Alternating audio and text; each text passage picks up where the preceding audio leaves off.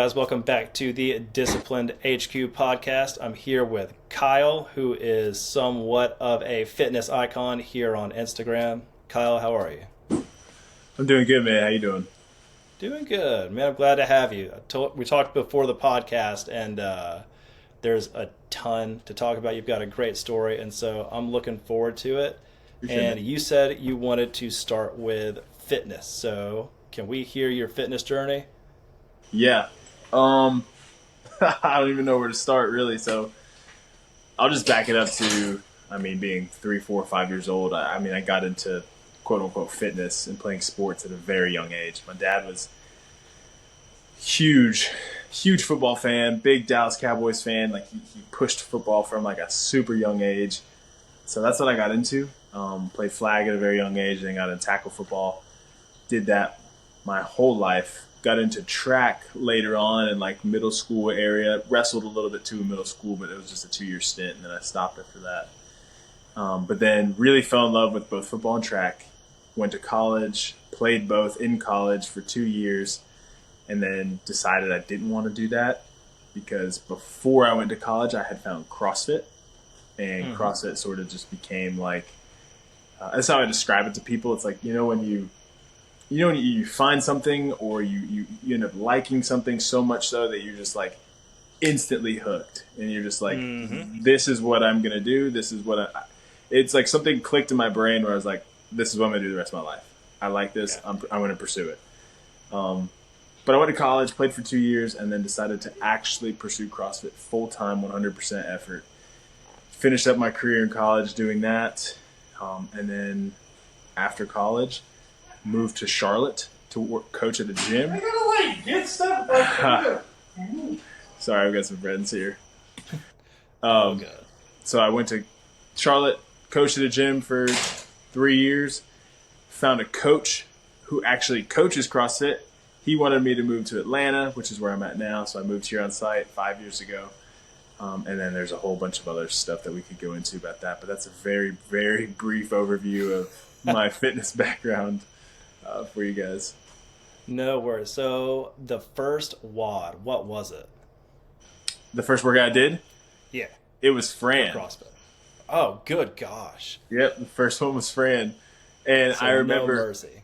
yeah, and at the time, I didn't know how to do kipping pull-ups. I only knew how to do, like, I was only doing chin-ups at the time. But I knew how to, like, kind of manipulate your body in such a way that you could get up over the bar, right? So Yeah. I was doing chin-ups and just kind of raising my knees to give my extra little kip there, if you will. Yeah. And then the thrusters at 95 at the time were super heavy, but they told me, they were like, if you go unbroken, like if you don't set it down, that's really good. So I was like, so in my head, I was like, I'm not setting it down.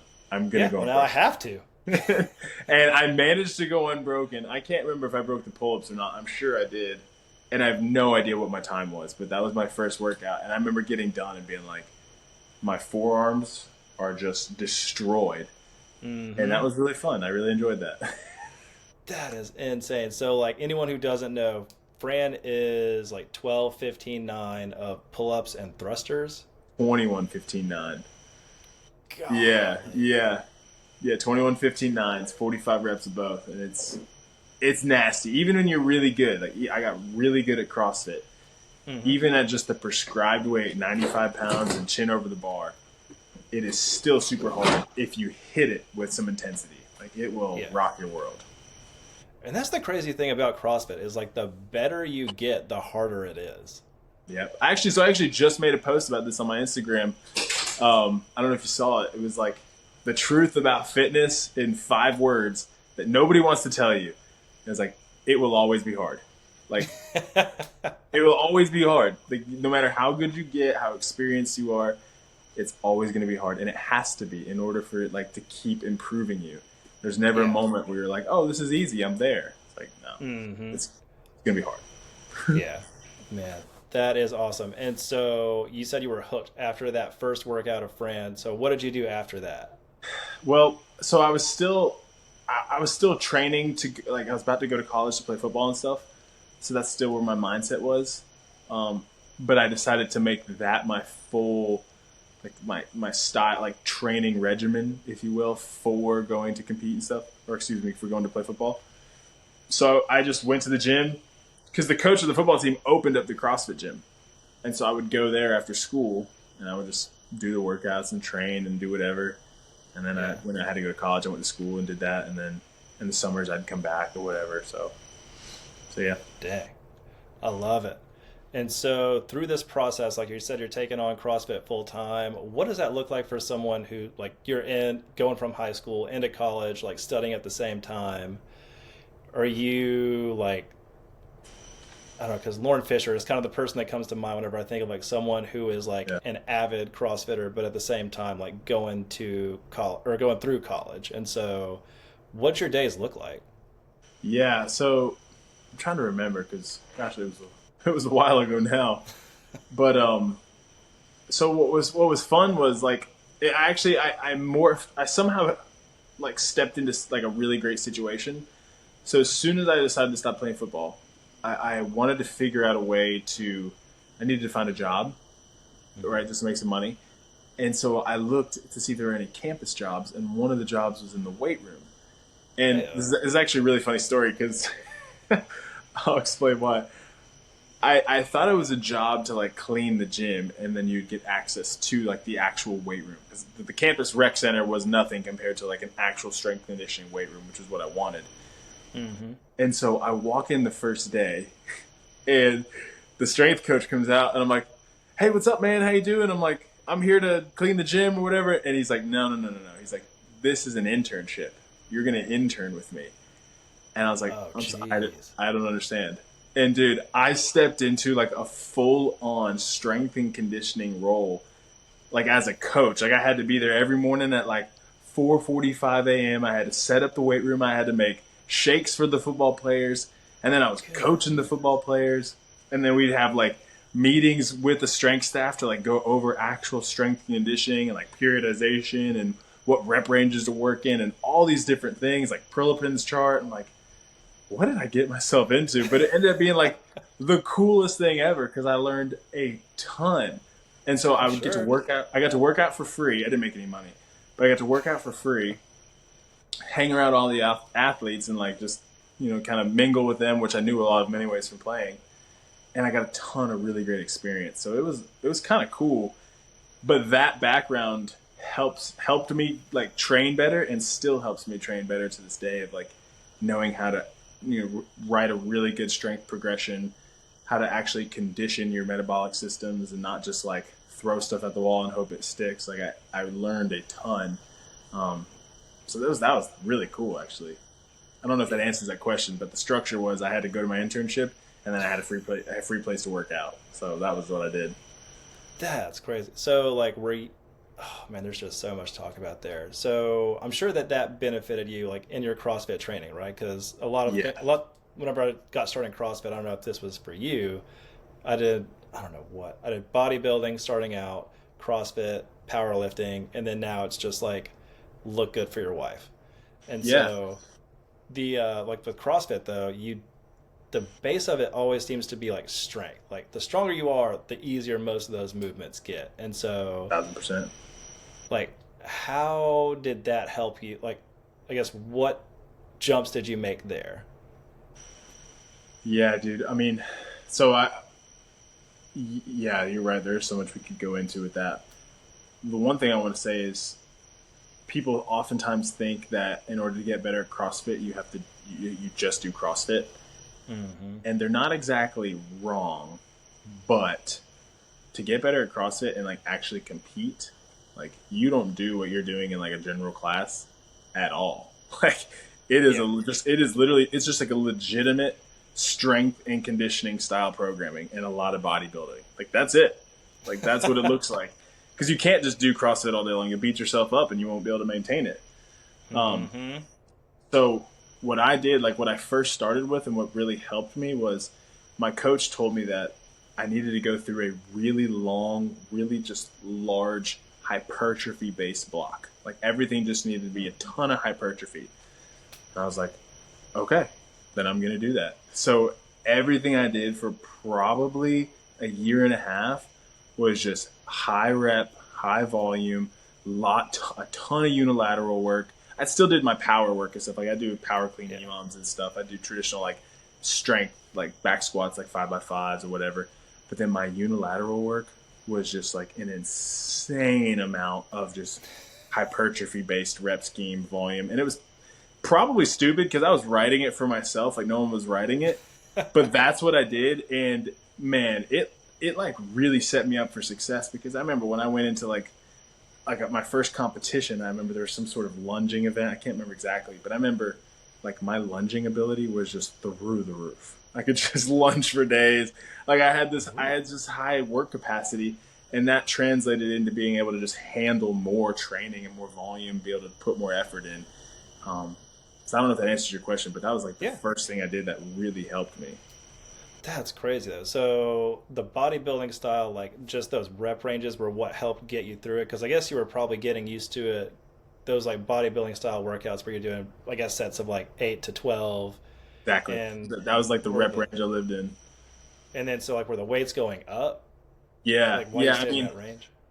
Yeah, like I can remember days of doing like the Bulgarian split squats. I started with like, 60s in each hand, which isn't crazy. But I was doing anywhere from like 10 to 12 reps. And then by the end, 90s in each hand, which is still like not terrible. Yes. But I was doing like 10 to 12 reps. And I remember I had this like, I didn't know you could do a different foot position like I do now. So I was just doing this super like extended lunge, essentially like huge step and going as deep as possible. And what I didn't realize at the time is that I was actually creating so much resilience in my legs because I was in such a stretched position under so much load for so many reps. And like to this day, like that phase of training, I really think set me up for success to be able to handle a lot of volume because I was doing like some borderline really stupid stuff, but I was young enough to handle it. And it actually, like, I think it actually really worked. Yeah. So were you looking at like the movements in CrossFit and trying to figure out like what unilateral movements were going to like correlate with that?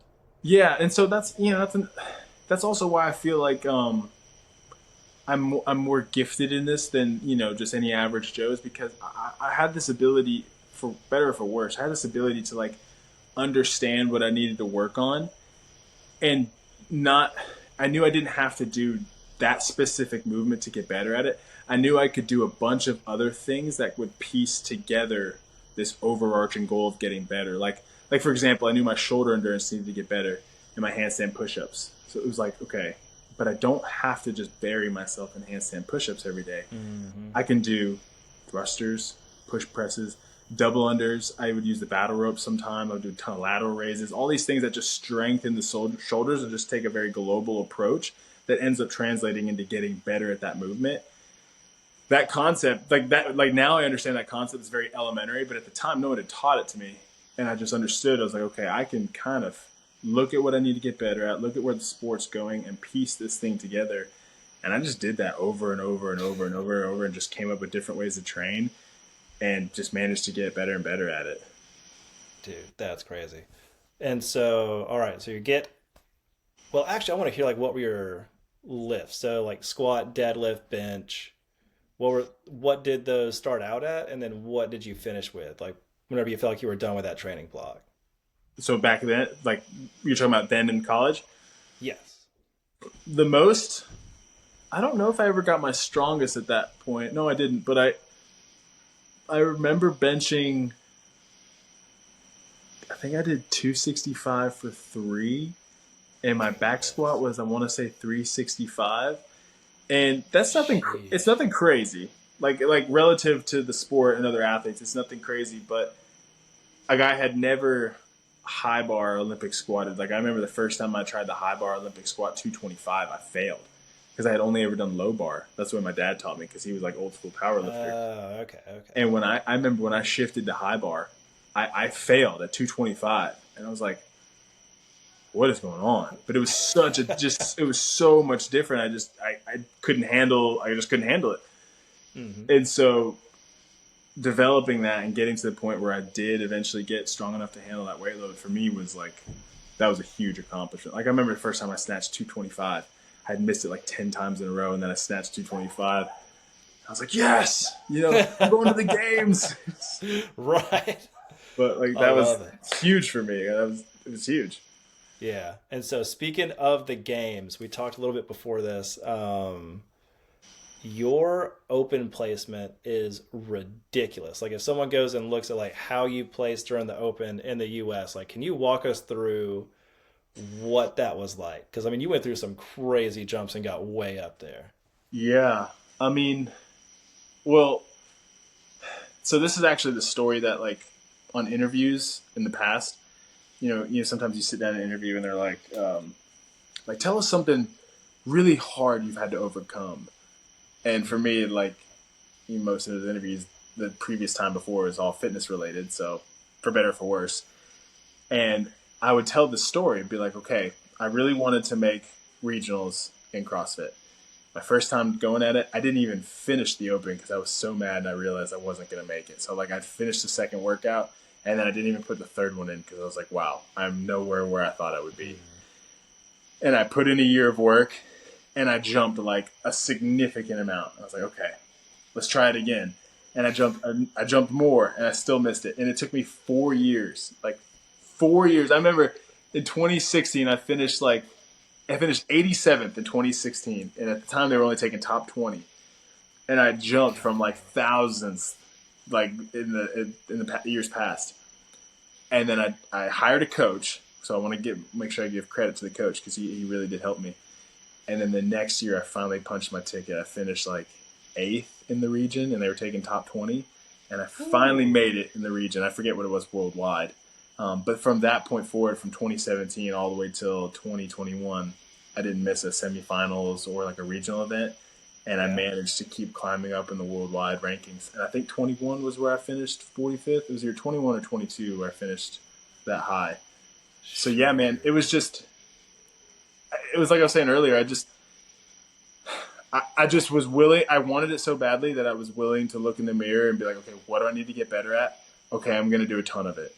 And I would just do it all year long. And the recurring theme for me was getting stronger in handstand push-ups. So I just focused on getting stronger and getting better at handstand push-ups. And, eventually was able to punch my ticket. But never to the games, unfortunately. I'm still searching for that one. I might try again next year. We'll see. Man, well, you definitely look like you've got it for sure. Got that CrossFit physique down. Well, I appreciate that, man. Yeah, it's a lot of work. Yeah. And so, what was the question? Oh, yeah. Props to you for going into bodybuilding and powerlifting and going back to CrossFit because that was the killer for me because I did CrossFit for a little while and I was never in a place where I was like, I knew I was never going to be competitive. Right. But I was like, I still want to get better at it. And so everybody was like, yeah, powerlifting and bodybuilding is what you need to do for like a season, and then you're going to get better at it. Well, it is really hard to do that style of training and then look back at CrossFit and say, I'm going to go do this torture again. Yeah. And so props to you for getting out of it and then being willing to jump back into that pool. Yeah. And I mean, I know what you mean too, because when you step away from that intensity, it's really hard to like go back into that intensity. Like it's really tough. Which is, I mean, the style of training I do now and really have just adopted. It's intense enough that you still get that stimulus, but it still promotes a ton of like hypertrophy and strength growth.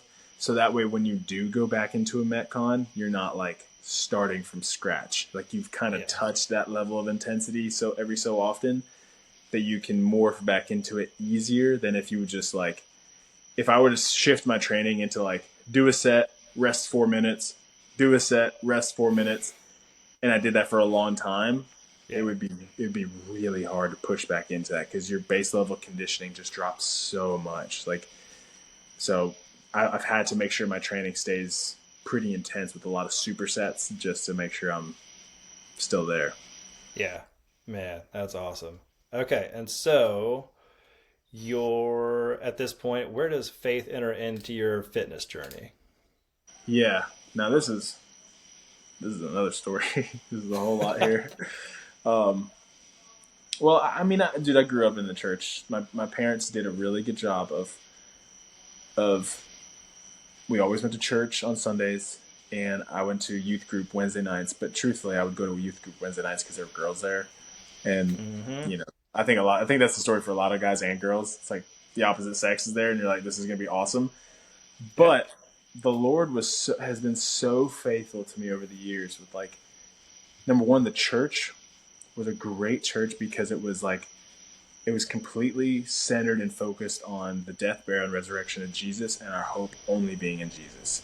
It was like, you're a sinner, you need Jesus, he's the way, the truth, the life. Like, and it was nothing else other than that, which was really awesome to, like, get that implanted in my brain at a super young age. But it didn't become real to me until really when I was in college. And this goes into like a really deep story. I don't know if you want to go here, but I'll go here. Yeah. So it was always a part of my life, but it didn't become real to me until I had an experience in college, man. And I think a lot of people have this, but for me, it rocked my world. I decided to smoke weed for the first time ever. And I was with one of my best friends, and, you know, he hyped it up. He had done it before, but he wasn't like always doing it. He just kind of whatever. And he was like, here's what we'll do. He's like, we'll smoke some weed, nothing crazy. We'll get cookout trays. Afterwards, when we're high and we're hungry, we'll just smash cookout trays. I'm like, okay, like that. I think we can make that work. Like, you're my boy. I trust you. Like let's do this thing. This doesn't sound like it can go bad. Yeah, well, and if he were here, he would be dying laughing. Like, he got me way too high on my first one. And I apologize if this is a little bit too, like, X-rated for the podcast. I hope it's not. I mean, this is for real people. Okay, so he got me way too high on my first one. We took it from like a waterfall bong, whatever. And what ended up happening was I tripped. And I don't know, maybe it was laced, I don't know, but like I had an experience where I couldn't move. Like I was, I don't even know how to explain it because the way I'm explaining it doesn't do it justification. But essentially what happened was I literally believed 100% that I had died and gone to hell. And where I was at in that moment, in that trip, in that hallucination, whatever, to me, in my brain, registered as this is hell forever and I'm stuck here. And I couldn't do anything. I couldn't move. I couldn't breathe. I couldn't nothing. And then all of a sudden, I came out of it. Like, I came out of it, and I was like, I was still pretty high. Like, everything was still spinning, but I was able to function a little bit. And I immediately started crying. I started crying, screaming. Like, I was hysterical. And I was telling my friend, like, I just saw God. I saw God. Like, I was saying all sorts of crazy stuff. And then I went back into it again. I went back into it. And the whole night was just torturous. And I finally woke up the next morning. And I was just like, you know, just uneasy, whatever, and still trying to like register, like, where am I at? Is this real? Like, is whatever. And that ended up leading to about 8 months worth of dealing with like some pretty severe PTSD. I was like genuinely traumatized from it. It's where I was having nightmares every night. I couldn't, like, my first thought when I woke up in the morning was about that. I remember, like, I would cry to one of my other best friends, like, all day, every day. To the point where one time he smacked me. He was like, stop. Like, you're not still there. You're okay. But I just went through this, like, I don't even know how to explain it. And it was while I was in that internship. And I had also something else going on with a girl that I was involved with. I can share that too if you want. But anyways, that experience like really changed my life because I remember, like, one of my best friends, not the person I smoked with, one of my other best friends, he was a believer, really strong believer, and like just solid, just really solid. I went back to church with him and I ended up moving in with him a little bit because I just needed a place to stay. And I remember the first time I saw the church, like we were driving up to it, I just started crying. Like I just started bawling, dude, because I was I remember I was so happy that I could like go in there, and I wasn't where I was that night when I tripped. Like I was just so happy. It was like it was the craziest time. I remember being so happy when I would just eat food, because, dude, like I genuinely, people don't understand this. People who've had trips, whatever, like they trip and they're like, that was crazy. I want to do it again. This was so traumatizing to me. Like I was eating food and I was just so overjoyed that I could sit there and eat the food. And I was like, I'm so happy that I'm not there anymore. Cause it was torturous, dude. Like I thought I was stuck there forever. And the thought of being, dude, the thought of like the hopelessness I felt in that moment.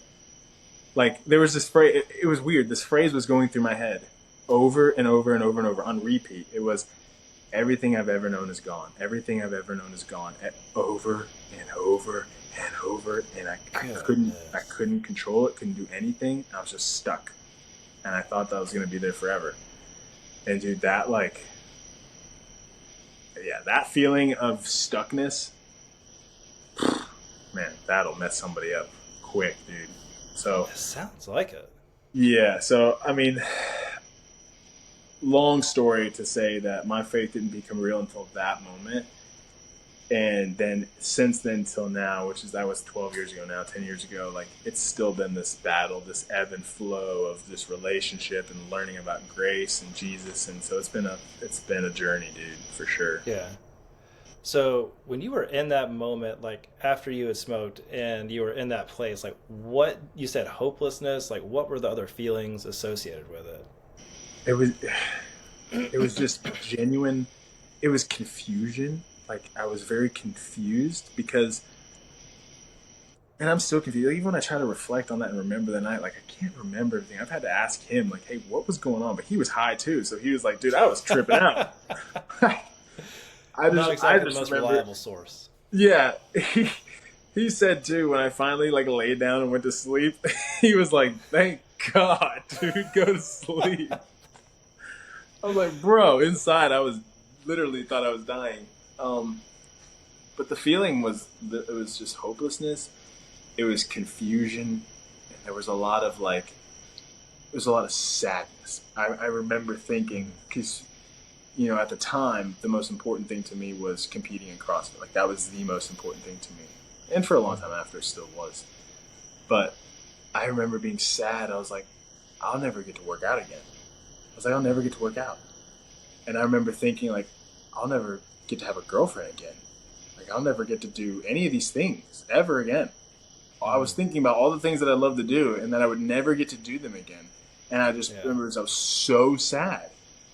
And it was crazy, man. And yeah, it was really, really sad. And I remember like, I remember thinking that for whatever reason, a form of my torture in this hell or wherever I was is that my body was going to get like ripped apart. So I was like fearful that my body was going to get ripped apart. And I was thinking about that too. I mean, dude, it was an experience, bro. Yeah. And it really messed me up. It sounds like it. And it does sound like that is, I think what most people think of hell as like this, fire and brimstone and place of eternal pain. And I think that is true, but also, I mean, at least from what I've read, like hell is the absence of God. So the absence of love, joy, peace, patience, kindness, gentleness, and like all of those good things are no longer there. So you have all of the depravity of humanity without any of the grace of God. Yeah. And so, I mean, I just can't imagine having to go through an hour, let alone a night of that. Yeah, dude, it was, yeah. And what was really crazy was when I came out of it and, I was generally okay. Right. Mm-hmm. It took me about a week to recover and be okay because we were actually going to go to the beach. So we went to the beach. I'm at the beach. I'm in the ocean, and I just feel like this distorted, I had this distorted sense of reality. Like I felt like I wasn't really a part of the world. And so I remember whenever I could feel things, like I remember laying in the sand and just touching the sand, made me feel connected with reality. It sounds really strange to say, but it was very helpful for me at the time. Yeah.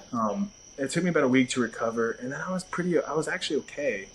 And I was telling this story to somebody maybe 3 weeks after. I was like, hey, dude, I had this weird experience, blah, blah, blah.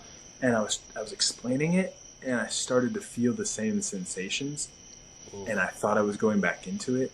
And dude, that was the catalyst of the actual like PTSD. Like when I realized, I was like, oh no, like I have, there's something going on here. Yeah. And then it was like a journey of getting to the point where now I can talk about it, and it's like it still kind of bothers me, but I can be okay discussing it, you know? Yeah. Yeah, that was a yeah. I don't know. And so how did the Lord help you through that? Because you said whenever you first went to the church, like you looked at it as like this place of respite and like a place where you felt safe. I don't know if you said you felt safe, but like I'm assuming you were happy to be there, so it seems like you felt safe there. Yeah, dude, yeah, I felt very safe, and I felt the safest with my friend. His name's Tyler. I remember I just wanted to be glued to his hip. Like I just wanted to be with him wherever. To the point, this is a funny story actually. To the point where like I moved out of my apartment, still paying lease on it, still paying rent on it. I was like, I'm not staying here because I was by myself. I was like, I'm not staying here. Sheesh. I went to the house where he was staying, and they didn't have any room for me. But what they had, what he had in his room was space underneath his bed to like slide a mattress. And I was like, I'm sleeping there. That's where I'm going to sleep. And so I slept under his bed. I'm not kidding you, for probably 6 months. And there was like 8 inches above me in the bottom of the bed. And I slept there because I wanted to be in his presence, because I knew like I just knew he was like strong in his faith, and I was like, I could talk to him, and I trusted him. I was like, I want to be around you. And the other guys in the house were also believers, and I was like, this is where I'm staying here. I'm not going anywhere else. And that's what I did. So I didn't want to be alone. I stayed there, and that was the best decision I made by far. Man, and that sounds like my personal hell. Like being a side sleeper, I could not imagine like not being able to turn over on my mattress. It was challenging. What's funny too is the bed ended up breaking one night. So like he was moving, and I heard it cracking, and so I just like I did one of these, and like the bottom corner of it cracked. He fell through it. And we were both so tired. It was like 3 a.m. We were both so tired. He just took his mattress off, put it on the floor. We left the bed broken, and we just went back to sleep. And we'll figure this out another time. That sounds like 2 guys. Yeah, it was really funny. Oh man. And so like how did your faith grow from there? Man, it just I was just so reliant on Jesus. Like I remember I'd be like, I'd go through a moment where I was questioning reality. Like that's really what it was. I hate saying it because I sound like a crazy person, but I was questioning reality. I was like, am I here or am I still there? Like, because the trip was just it was so just like messing with my brain. And I remember every time that I felt like uneasy, or I felt like I needed like help or whatever, God would always send like a thought my way. He would always send like a moment my way. I remember one day I was working out. Actually, working out was one of the best things for me too, because like when I felt the pain of working out, like this, I subject myself to this pain. I was like, I'm so glad that I can feel this and I don't feel that pain. Like I loved it, dude. I loved it. Like I wanted to just like hurt all the time. It was really weird. But I remember one time when I was working out, I saw this like butterfly go by. And for whatever reason, it was like a perfect moment. It was like perfectly sunny, perfect temperature. The wind was blowing. I was sweating. I was hurting. And this butterfly just flew by. And I was like, it just gave me this like sense of peace for some reason. I don't know why, but it did. And I just remember God would always like send things like that whenever I needed it. And that really grew my faith, and it just grew a relationship with him. And it changed me as a person ultimately. Yeah. Man, that's awesome. And so moving on from that experience, what are you doing now? Like, so you're doing a lot of coaching and helping people out on Instagram. And you said you've got a guy you're training for the Navy SEALs right now? Yeah. So he just finished Buds, and I don't know when when he actually steps into like SEAL training. But that's coming up pretty soon for him. And so right now I'm just helping him. He wants to be really strong. He wants to be really fit. He wants to be able to handle training, handle the loads that he's got to carry for long durations of time. And so right now I'm just walking him through the process of just building up his body to be really strong and to be able to handle that. Yeah. And so how would you train someone for the Navy SEALs? Like he came to you and said like I'm going into buds. Like how did you approach that training program? Truthfully, not much differently than I would train myself, um, because like getting stronger and building resiliency, it's pretty standard, right? Like if you were about to be training for basic training for buds, that would be different because you need to be able to survive buds, and buds is a bunch of running, push-ups, like sit-ups. Like you need to be able to like handle that sort of stuff. So I would be giving him a ton of rucking, a ton of running, like just stuff to build up the volume to be able to handle that. We would periodize that and just sort of progress it. But now it's like he just needs to be really strong and really resilient, and the best way to do that is to lift weights and do it with. We're doing a ton of eccentric work right now, so a ton of tempo work right now. So a lot of tempo squats, tempo bench press, things where we're going through a really long full range of motion, really slow and controlled, and then a bunch of hypertrophy work. I'm giving him some power work too, because as a SEAL, like there are going to be moments inevitably where you need to be explosive and be powerful. So he definitely needs that, but he just needs to like feel strong, connected, and resilient. And so we're just doing a lot of just like straight up strength conditioning work, and like that's it. And he likes to go run and surf and do things, so I don't give him a ton of conditioning, so because he kind of just does that on his own. So like you can run and handle that. I'm gonna make you really strong and really fit. Mm-hmm. So that's really it.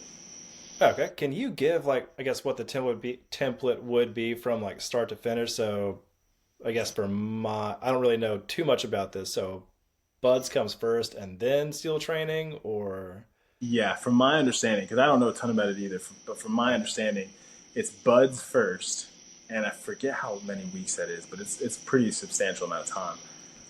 Then you get assigned. I think you get assigned to a team, and then you go into actual like training where you really learn how to do the stuff that those guys Okay. do. Yeah. So for the guys who like would be wanting to go into buds, like you said, what would your programming be? You said like rucking and running and stuff like that. Yeah, because look, buds actually all like any boot camp, any of the like first phase of any military training, it's all about attrition. It's like most people fail because they get hurt or whatever, or they're just literally mentally weak and they don't make it past like the first day. But a lot of people just end up getting hurt. Like they get tendonitis to the point where they can't run. They get a stress fracture because they can't handle the volume of the running. Whatever it is, like that they end up falling out because they get hurt. So for someone who's training for that, they need to start like they need to figure out where they're at currently. Like what's your base level? And now we need to actually progress you slowly to the point where you can handle a lot of running volume, a lot of push-ups, a hell week at the end of it where you're staying up for 5 days straight. Like, Gosh. dude, the lack of recovery you are going to experience is going to be unreal. Not to mention the mental crap that they're going to be throwing at you, trying to break you. Like, you need to be so resilient to the specific things that they're going to be giving you. You cannot get hurt. So, like, you need to run, sit ups, push ups, pull ups, air squats, body weight stuff. Like, you got to be able to handle that, dude, or you're going to be out of there quick. Yeah. And swimming, ton of swimming for SEALs, especially, like a ton of swimming. Yeah, because I think one of the things they do is like the 50-meter underwater swim. Like they have to I think go so. be underwater 50 meters. Yeah, yeah. Which, honestly, like, if you're in any decent shape at all, most likely you should be able to handle that. Like, most likely, it's Mhm. that's not the craziest thing. It's the repetitiveness and the redundancy of the high volume training day in and day out. That's what like that's what gets people, man. Like you got to be able to recover well, and if you can't, like, dude, it's gonna be hard. Yeah. Not impossible. Not impossible by any means. People do it, like clearly, but it's Yeah. hard. And so, what was it like watching him go through all that? Like, did Oh, he so or I was didn't actually get to witness them going through that or anything. I've never okay? this is just from what he's explained to me and what I've learned, and then through like my exercise science knowledge, what I've learned over the years of like what it takes to build resiliency and stuff. Yeah. And so, who are your favorite people to work with? Like, if you had to pick that, like, is he one of the, or is he like the kind of person you love to work with, or is it like a specific person, like in CrossFit or anything like that? Yeah, man, I love to work with I do. Right. I like the young crowd. I say young crowd. I mean, I'm 31. I don't know if that's still young or not, but I like the young crowd from that 20 to 30, 35 range where they're dudes that just want to like. I want to be the coach that has to be like, hey, dude, like take a break. You don't need to train this hard Yeah. I'm like that. I like to put in a ton of volume and do stupid stuff in my training and work really really hard.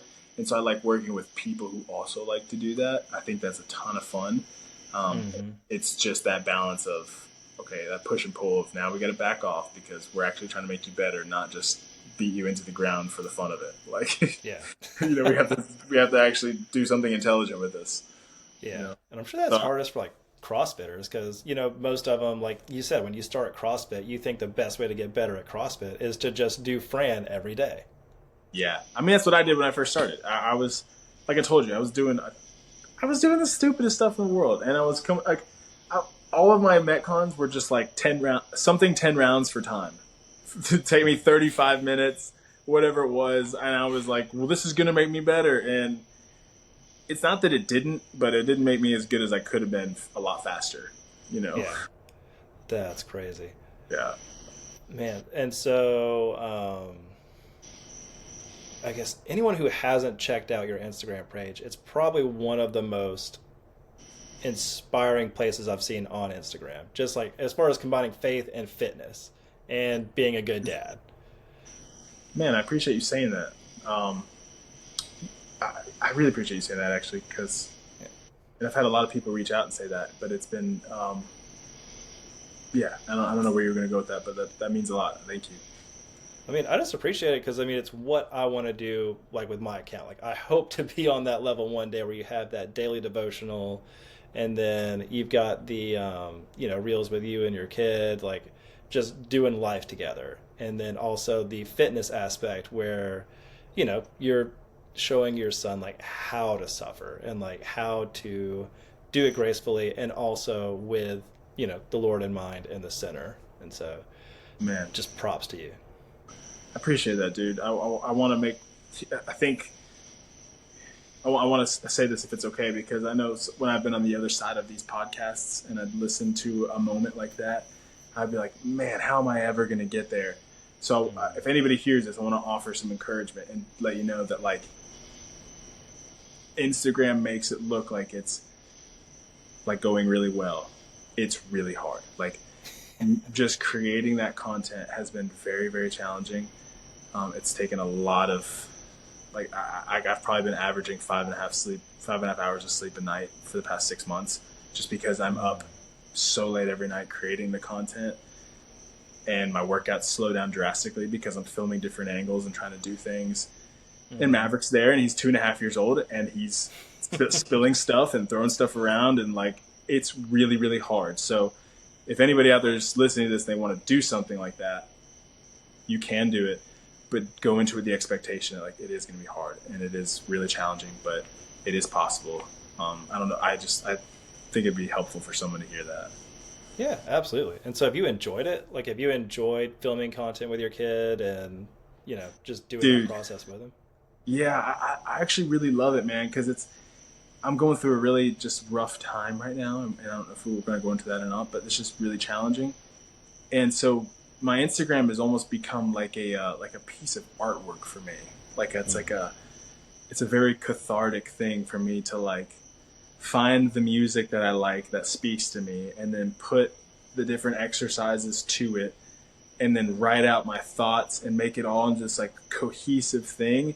It's like when I watch it back, it's like a really like it's like a form of self-expression. Like it feels really good to just like get it off my chest and get it out into the world. And whether people receive it well or not, I've had to kind of just be like, hey, well, we'll see. Like Yeah. I don't know. So, Dude, and talking before this, you handled trolls way better than I did whenever I first started putting stuff out. I looked for the fight. Like, I hoped that somebody would make a comment because I was going to go in on that person. And, like, yeah. if they stopped responding, I was going to keep going.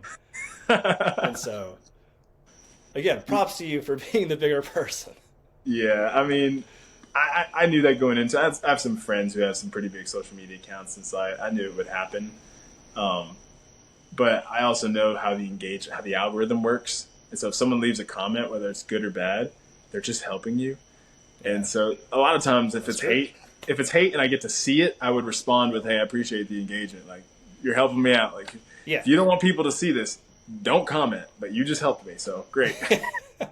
And that's what I always went back to. Like, if it got into like a back and forth and we were like 20 back and forths deep, I would just say, like, at the end, you realize like you're helping me. Like, I'm willing to talk to you all day because every comment does help my account.